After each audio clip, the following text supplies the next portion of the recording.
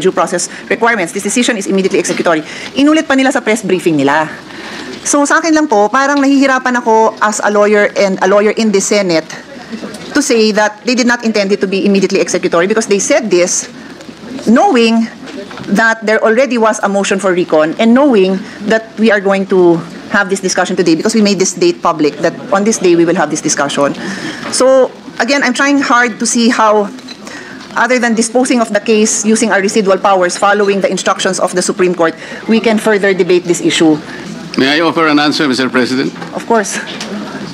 Pasensya na po kayo kung gagamit po ako ng paghahalimbawa. Nung pong kayo po ay medyo bata-bata po, Madam Senator, meron pong lumigaw sigurado sa inyo. Yung unang lumigaw sa inyo talagang... Yung na yon. Mahaba ho ito, mas mahaba po sa debate ng impeachment. Ganito po yun eh. Tinapat nyo talaga. Ayaw nyo magtagal pa yun eh. Tama naman po yung ginawa ninyo. Ipinakita nyo sa kanya, pinaramdam nyo sa kanya, talagang wala siyang maasahan. Kesa mapagod pa siya. Sino Pero ang sabi niya sa inyo, ang sabi po niya sa inyo, pwede bang ako'y kahit papaano'y dadalaw-dalaw pa rin. Parang nag-MR. Nasa sayo yun, but that will not change my mind. Ganun din po yun eh. Ang Korte Suprema, sa ganitong, Mr. President, the very tenor of the decision. Kahit na po sinabi niyang, oh sige, nasa sayo. Formality na lamang po yun, Mr. President. You are a trial lawyer too. Most of us here became trial lawyers. This is our experience. Huwag po nating pahirapan yun. Sana man lang kung ang decision po 8-7. Yun po pwede nating pagtalunan po eh. Wala po talaga eh, Mr. President. If I may, Mr. President, and I think that was a good analogy. Thank you for that. Napaisip niyo ho ako doon. I think what's interesting with His Honor's analogy is there are people, there's the public, I don't know, millions of people would like to understand ano ba yung final na kasong yun, may evidence ba? And totoo yan, di ba? Hindi natin matatanggal yun. So in the same way, yung manliligaw na walang pag-asa, gusto din niyang malaman na ano ba yung chances, ano ba yung nangyari, bakit ba meron kang ganitong conclusion, can I convince you otherwise? I think that's what His Honor is trying to say. And I think the public really want to know. Let the record show na tawang-tawa po si Senator Bato sa likod. And we really want to know, sino ba namang may ayaw malaman kung merong isang public official na naakusahan ng katiwalian. Lahat po tayo interesado doon eh, whether mahal mo yung taong yon, whether galit ka sa taong yon, you want to know the truth. Kasi kung naniniwala ka na innocent yung taong yon, gusto mo mapatunayan niya na innocent siya. At kung galit ka sa taong yon, gusto mong mapatunayan na guilty siya, hindi ba? But meron tayong kinikilalang Supreme Court na nagsasabing, hindi nga dumaan sa tamang proseso. So, kumbaga siguro sa example nyo, baka hindi dumaan sa tatay ko, hindi nagpaalam ng maayos. Di wala naman akong choice, kundi sabihin na wala kang pag-asa. Baka naman may pag-asa, pero I have to follow the rules of my father's house, na hindi dumaan sa tamang proseso. So, doon ho tayo babalik, and as a lawyer, I have to say this, na yun nga, we are governed by laws. And in as much as gusto ko rin malaman, bothered ho ako sa mga gantong akusasyon. We're not saying that we defy the Supreme Court decision. We're simply saying, wait, patience is a virtue.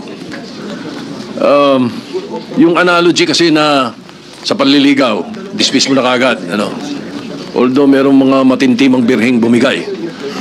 Mas magandang analogy ito, Mr. President.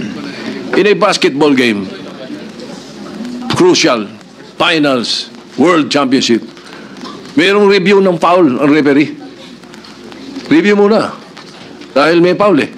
Ang gusto ng isang team, maglaro pa rin kahit nire-review. It's as simple as that. So, why not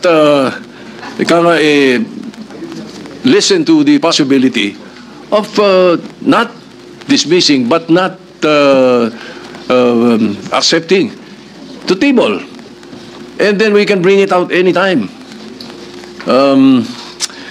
Again, dun sa sinasabing Supreme Court has never considered a unanimous. It has, and the Supreme Court also spoke. Sabi nila, the immediately executory, they are not considered final until the lapse of the prescribed period without so. Supreme Court din mismo may sabi niya ni. Yun lamang po. pagbigyan natin to, Mr. President. Tumusunod tayo, pero ilagay naman natin sa lugar. Medyo, ang Senado naman dapat itaas natin ang integridad, reputasyon. Hindi tayo, pag sinabi tumalon, tatalon. Pakinggan naman natin muna dahil maraming mali. Maraming error ang House. May error din yung Supreme Court decision, obviously. So you cannot right a wrong by another wrong. In all the books nakalagay doon, bakit may 1-year ban? Kasi nga, hindi daw dapat guluhin yung impeachable officer all throughout the year. Dapat isa lang. So yung spirit ng decision, nung sinabi ng BARD na, bigyan mo siya hanggang 1 year, hanggang February 6. Pero lumabas tayo sa legal. Ipa-floating muna natin to. I-dribble muna natin, tignan muna natin. When is the soonest that the Supreme Court can decide? The next 15, 30 days? By September 1, simula na ng budget hearing sa House. By late September, simula na tayo sa Senate.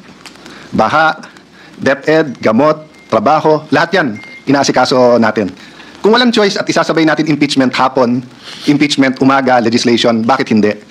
Pero hindi ba dapat bigyan din natin ng katahimikan yung ating bansa at least until February 6? Na sinabi na ng Supreme Court, BARD, mali ang proseso, tuldukan na rin natin sa Senado. So, ang isa na lang po ang pinag-uusapan natin, which I want to give honor and thank the Minority Leader na, pero may appeal. So, whether or not the Senate says tuldukan na natin, nandun pa rin sa Supreme Court yung appeal. Would it be acceptable both to Senator Marcoleta and to the minority, what if we word the motion that we move to adhere to the decision of the Supreme Court in Duterte versus period? Huwag na natin ilagay sa dulo kung dismiss, area. Merely adhering. Kasi nasa decision naman, nasa loob na naman decision na void ab initio and executory right away. What if it's we move to for the Senate to adhere to the Senate to the Supreme Court decision in Duterte versus House of Representatives and hereby terminate whatever unless or until certain time na may Mr. President